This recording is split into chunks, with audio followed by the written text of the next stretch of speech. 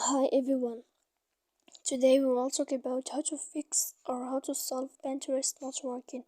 To know how to fix or how to solve Pinterest not working, you should just go to settings like this. You will click.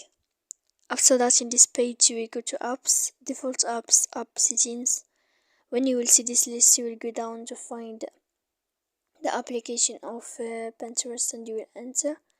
Then in this page here, you will go to click for stop. When you will end this, you will enter to storage.